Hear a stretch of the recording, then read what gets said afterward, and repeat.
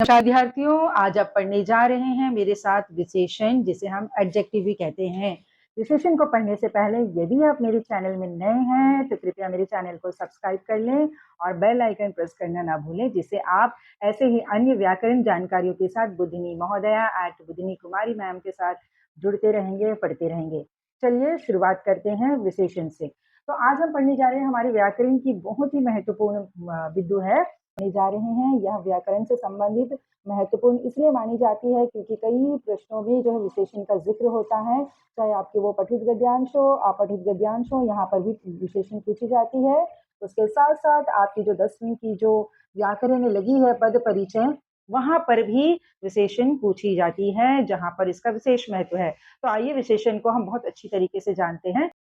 आइए विद्यार्थियों, विशेषण के जो भेद हैं उन पर चर्चा करते हैं, उनके भेदों को जानते हैं, जिससे आप विशेषण को भली प्रकार से समझ पाएं। तो देखिए विशेषण के कितने भेद है, पहले आप बताइएगा विशेषण के कितने भेद हैं? 4 भेद। कितने भेद है याद रहेगी आपको? 4 भेद हैं। विशेषण के कितने भेद है? 4 भेद हैं। अब चारों भेदों के नाम देखते हैं। पहली भेद है गुणवाचक विशेषण, दूसरी भेद है संख्यावाचक विशेषण, तीसरी भेद है परिमाणवाचक विशेषण, चौथी भेद है सार्वनामिक विशेषण। तो आप अपने अंगुली में चार चार जो है 4 उंगलियां निकाल लीजिएगा। 4 भेद विशेषण के, 4 भेद गुणवाचक, संख्यावाचक, परिमाणवाचक, सार्वनामिक विशेषण। तो ये जो चारों भेद हैं इनकी मैं आगे व्याख्या करती हूँ। आप देखिएगा कैसे हम इन 4 भेदों को। गुणवाचक विशेषण, देखिए विशेषण की जो पहली भेद है गुणवाचक विशेषण, उसके विषय में मैं आपको बताती हूँ। गुणवाचक विशेषण शब्द क्या है? वे शब्द जो विशेष्य की विशेषता बताते हैं। कहने का तात्पर्य आपने परिभाषा में देखा, संज्ञा या सर्वनाम की विशेषता बताने वाले शब्दों को विशेषण कहते हैं। तो गुणवाचक, आप गुण शब्द से ही समझ गए होंगे, इट इज अ क्वालिटी, है ना। इंसान की क्वालिटीज होते हैं ना, बहुत तरह की चीजें होती हैं जिनको हम गुण में लेकर आते हैं। तो देखिए कौन कौन से प्रकार है, ये जो प्रमुख प्रकार है उनको हम देखते हैं। देखिए पहला दिया है गुण दोष, यानी क्वालिटी भी और डिमेरिट्स भी, नेगेटिविटी भी तो होती है ना। उसके बाद है आकार। आकार देखिए आकार में क्या क्या है? रंग, रूप, अवस्था, स्पर्श। अब देखिए गुण दोष। गुण दोष में ईमानदार, परिश्रमी, बेईमान, है ना, ये ऐसे शब्दों का इस्तेमाल यदि होता है गुण बताने के लिए, वहां पर गुण दोष जो है ईमानदार में आती है, तो ये गुणवाचक विशेषण होती है। दूसरी है आकार। आकार यानी शेप्स बताने के लिए, जैसे कि मान लीजिए कि छोटा है, बड़ा है, गोलाकार है, चौड़ा है, आयताकार है, तो ये जो आकार बताने के लिए प्रयोग होता है वो भी गुणवाचक विशेषण में ही जाती है। अगला देखिएगा रंग रूप। रंग रूप जो होती है ना, अब उसमें देखिए गोरा है, काला है, पीला है, हरा है, तो ये जो रंग रूप बताने वाली जो चीजें होती है वो भी गुणवाचक विशेषण में जाती है। उसके बाद देखिएगा अवस्था, स्टेज, है ना। कौन कौन सी अवस्थाएं होती है हमारी स्टेज की? देखिए हमारी उम्र की कौन कौन सी अवस्थाएं होती है? युवावस्था होती है, वृद्धावस्था होती है, बालपन होता है ना, स्वास्थ्य होता है, ये भी हम लोगों का एक अवस्था है कि हम स्वस्थ हैं, है ना। तो ये सारी चीजें आती है गुणवाचक विशेषण में। उसके बाद है स्पर्श, टच वाली चीजें, जैसे कि देखिए स्पर्श करने से हम लोगों को पता चलता है ना, पानी को छूते पानी गर्म है, ठंडा है, कठोर है, चीज को पकड़ लिया, लकड़ी को पकड़ लिया तो बड़ा कठोर है। तो जो स्पर्श करके हमें जो महसूस होता है उसे भी हम गुणवाचक विशेषण में लेते हैं। आइए इसके उदाहरण देखते हैं। इसके उदाहरण देखिएगा, अध्यापिका ईमानदार है। अब आप ईमानदार है, आप एक बात हमेशा याद रखिएगा, विशेषण क्या होते हैं? जो शब्द संज्ञा और सर्वनाम की विशेषता बताते हैं। तो इस वाक्य में आप देखिए कि इसमें संज्ञा शब्द कौन से हैं। तो इसमें संज्ञा शब्द है अध्यापिका, ये है संज्ञा शब्द। अब आपकी परिभाषा भी वही बोल रही है ना, क्या कह रही है आपकी परिभाषा? आपकी परिभाषा यही कह रही है कि जो संज्ञा या सर्वनाम की विशेषता बताते हैं। तो यहाँ पर संज्ञा की विशेषता क्या बता रही है कि अध्यापिका क्या है? ईमानदार है, उसकी क्वालिटी बता रही है, गुण बता रहे हैं। तो ये गुणवाचक विशेषण की ये यहाँ पर एक बहुत ही महत्वपूर्ण उदाहरण है। अध्यापिका ईमानदार है, तो ईमानदार उसकी क्वालिटी में आ गई। तो ये जो ईमानदार जो क्वालिटी बताई है वही होती है गुणवाचक विशेषण। उसके बाद देखिए दूसरा उदाहरण, पानी गर्म है। पानी, पानी गर्म है। अब बताइए पानी क्या है? पानी भी संज्ञा है। पानी क्या है? पानी भी संज्ञा है ना आपका। तो उसके बाद पानी की विशेषता बता रही है, क्या बता रही है? पानी की विशेषता क्या बता रही है? पानी गर्म है, पानी ठंडा है। तो आपकी जो विशेषता बता रही है यही है गुणवाचक विशेषण। उसके बाद वह स्वस्थ है, वह यहाँ पर हो गया है आपका सर्वनाम। यहाँ पर वह क्या हो गया, सर्वनाम। तो आपकी परिभाषा भी तो यही कह रही है ना, जो शब्द संज्ञा या सर्वनाम की विशेषता बताते हैं उसे हम विशेषण कहते हैं। तो यहाँ सर्वनाम की विशेषता बता रहे हैं, वह स्वस्थ है, तो स्वस्थ उसकी विशेषता बता रहे हैं कि ठीक ठाक है, भला अच्छा चंगा है। तो आपने देखा कि गुणवाचक विशेषण क्या होता है। गुणवाचक विशेषण के अंतर्गत ये सारी बिंदुएं आती है, इनको कंठस्थ कर लीजिएगा, आपको गुणवाचक विशेषण बड़ी अच्छे से याद। आइए चलते हैं विशेषण के दूसरे भेद में। विशेषण का दूसरा भेद है संख्यावाचक विशेषण। संख्यावाचक, आप देखिए संख्या शब्द से आप समझिए संख्या क्या होती है, नंबर्स। तो जिन विशेषण शब्दों में नंबर्स होंगे, अंक होंगे, संख्या होंगे, वहां पर संख्यावाचक विशेषण शब्द होते हैं। जैसे हम समझते हैं कि किस प्रकार से संख्यावाचक विशेषण के उदाहरण आते हैं जिसे आपको पहचानना है। तो आइए चलते हैं इसकी ओर, उदाहरण की ओर चलते हैं। मैदान में 4 लड़के, देखिए मैदान में 4 लड़के खेल रहे हैं। आपकी परिभाषा क्या है, जो शब्द संज्ञा और सर्वनाम की विशेषता बताते हैं उसे हम विशेषण कहते हैं। यहाँ पर आप देखिए मैदान, मैदान क्या है, संज्ञा शब्द है, संज्ञा है ना, नाउन है। तो मैदान में कितने लड़के खेल रहे हैं, 4, 4 लड़के खेल रहे हैं। तो ये जो 4 है आपका रेखांकित होगा। होता क्या है, विशेषण के जो प्रश्न आते हैं उसमें रेखांकित क्या होता है और पूछा जाता है कि बताइए ये विशेषण के कौन से भेद है।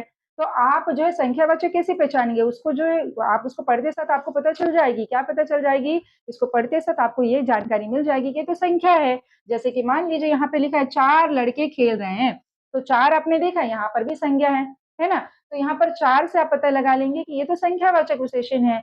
तो आपको पता चल गया संख्यावाचक विशेषण क्या होती है, जहां पर संख्या होती है। जैसे अन्य उदाहरण देखते हैं, यहाँ पर लिखा है देखिएगा, मुझे 2 कलम दीजिए, मुझे 2 कलम दीजिए। यहाँ पर 2, 2, 3, 4, 5, 6, 7, 11, 25, 50, 100 नंबर्स कितने भी लिखे हो सकते हैं।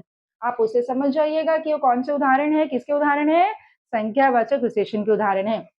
एक विद्यार्थियों, आइए विद्यार्थियों विशेषण के तीसरे भेद की ओर चलते हैं। आइए विद्यार्थियों विशेषण की जो तीसरी भेद है उसकी ओर चलते हैं और जानते हैं विशेषण की तीसरी भेद कौन सी है। तो तीसरी भेद है परिमाणवाचक विशेषण।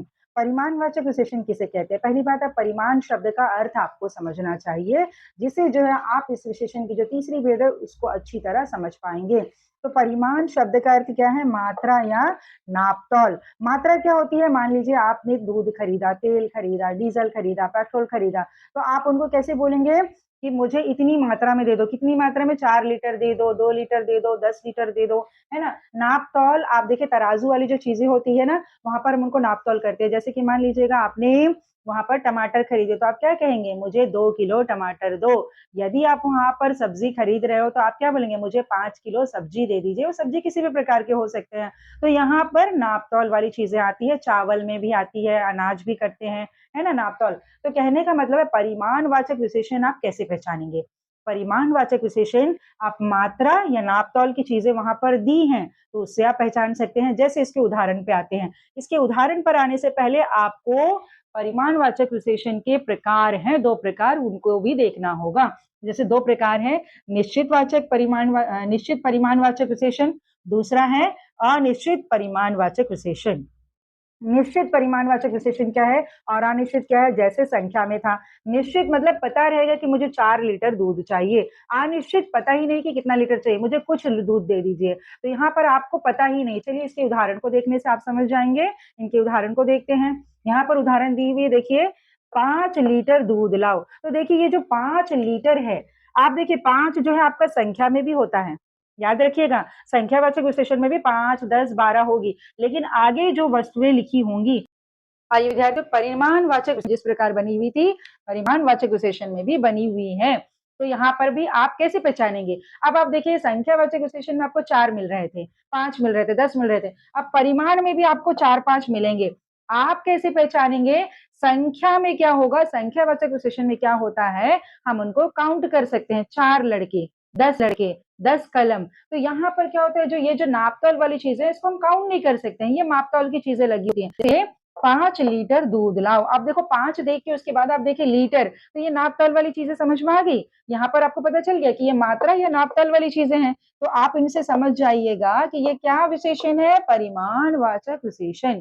उसके बाद आते हैं देखिए अगले उदाहरण में, मुझे 4 मीटर कपड़े चाहिए। संज्ञा या सर्वनाम की विशेषता बताने वाले शब्दों को विशेषण कहते हैं। तो यहाँ पर मुझे सर्वनाम है, मुझे 4 मीटर, यहाँ पर भी 4 है, लेकिन उसके बाद क्या लिखा है देखिएगा मीटर। ये मीटर आपको बता रहा है कि या तो ये नापतोल वाली चीज़ें हैं या मात्रा वाली चीज़ें हैं। तो ये जो शब्द यहाँ पर लगे हैं, उनसे आप पता लगा सकते हैं कि ये परिमाणवाचक विशेषण है। परिमाण याद रखिएगा नापतोल वाली चीज़ें। विद्यार्थियों चलते हैं विशेषण की चौथी भेद की ओर। विशेषण की चौथी भेद है, कौन सी भेद है देखिए, सार्वनामिक विशेषण। सार्वनामिक से आप क्या समझ रहे हैं, इस शब्द से आप क्या समझ रहे हैं, सर्वनाम। तो यानी कहने का तात्पर्य है ऐसे सर्वनाम शब्द जो विशेषण की तरह प्रयोग किए जाते हैं, उसे हम कहते हैं सार्वनामिक विशेषण। इसकी परिभाषा भी देखिए क्या कहते हैं, वे सर्वनाम शब्द जो संज्ञा के साथ आकर उसकी ओर संकेत करते हैं। कहने का तात्पर्य है ऐसे सर्वनाम के शब्द आपको पता है, यह वह है ना, ये आपको पता है सर्वनाम क्या होते हैं, जो संज्ञा के स्थान पर लगते हैं। तो यह वह वे सर्वनाम शब्द जो संज्ञा के साथ आकर उसकी ओर संकेत करते हैं। कहने का तात्पर्य वो संज्ञा के साथ लगे होंगे और आपसे कहा जाएगा कि इसमें विशेषण बताइए। तो आपको विशेषण के 4 भेद तो पता चल गए हैं, तो इसमें से चौथी भेद है सार्वनामिक विशेषण। अब देखते हैं इसके उदाहरण कैसे होते हैं। देखिए उदाहरण देखिएगा, वह लड़का बहादुर है। यहाँ पर आपकी परिभाषा क्या कह रही है, ध्यान दीजिएगा। सार्वनामिक विशेषण क्या कहती है, वे सर्वनाम शब्द जो संज्ञा के साथ आकर, यहाँ पर संज्ञा यहाँ है ना, लड़का संज्ञा है, तो लड़का के बगल में क्या लिखा हुआ है, इसके पास में क्या लिखा है, वह है ना, वह लड़का बहादुर है। उसके बाद देखिए, यह लड़की सुंदर है, यह लड़की सुंदर है, तो यह लड़की, यहाँ पे देखिए लड़की की विशेषता, यह लड़की। तो कहने का तात्पर्य ये सर्वनाम शब्द है और आपको रेखांकन किया हुआ है कि सर्वनाम विशेषण बताइए, रेखांकित शब्दों का विशेषण बताइए। तो आप ये जो यह वह देखेंगे तो आप यह बात का अंदाजा लगा लीजिए, इस बात को आप समझ लीजिए कि ये सर्वनाम शब्द है और ये सार्वनामिक विशेषण है। विद्यार्थियों, विशेषण की जानकारी को पुनः एक बार हम सारांश रूप से समझते हैं। सबसे पहले आप समझ लीजिएगा इसकी परिभाषा क्या थी। परिभाषा थी जो शब्द संज्ञा और सर्वनाम की विशेषता बताते हैं, समझ गए, संज्ञा और सर्वनाम की विशेषता बताने वाले शब्दों को हम क्या कहते हैं, विशेषण कहते हैं। जो शब्द संज्ञा सर्वनाम की विशेषता बताते हैं उसे हम विशेषण कहते हैं। और विशेषण के कितने भेद हैं, 4। 4 भेद कौन कौन से थे, गुणवाचक विशेषण, दूसरा था संख्यावाचक विशेषण, तीसरी थी परिमाणवाचक विशेषण, चौथी थी सार्वनामिक विशेषण। अब इन चारों सार्वनामिक विशेषण के बाद आपने क्या सीखा, गुणवाचक, गुण दोष बताने वाले। तो तीसरा क्या सीखा आपने, दूसरा आपने क्या सीखा, संख्यावाचक जिसमें संख्या की जानकारी मिले। तीसरा आपने क्या सीखा, परिमाण जिसमें नाप तौल मात्रा की चीजों की जानकारी मिले, उसे हम कहते हैं परिमाणवाचक विशेषण। सार्वनामिक विशेषण क्या था, ऐसे सर्वनाम शब्द जो संज्ञा के साथ आकर उसकी ओर संकेत करते हैं, यानी सर्वनाम शब्द विशेषण का काम करते हैं, उसे हम कहते हैं सार्वनामिक विशेषण। तो आशा है आपको आज की व्याकरणिक जानकारी विशेषण बहुत अच्छी लगी होगी। यदि आप मेरे चैनल में नए हैं तो कृपया मेरे चैनल को सब्सक्राइब कर लीजिएगा और बेल आइकन दबा दीजिएगा, जिससे आपको ऐसे ही अन्य व्याकरण जानकारियों के साथ मैं हमेशा से आपके लिए प्रस्तुत मिलूंगी। आप सभी का मेरे चैनल के साथ जुड़ने के लिए बहुत बहुत धन्यवाद।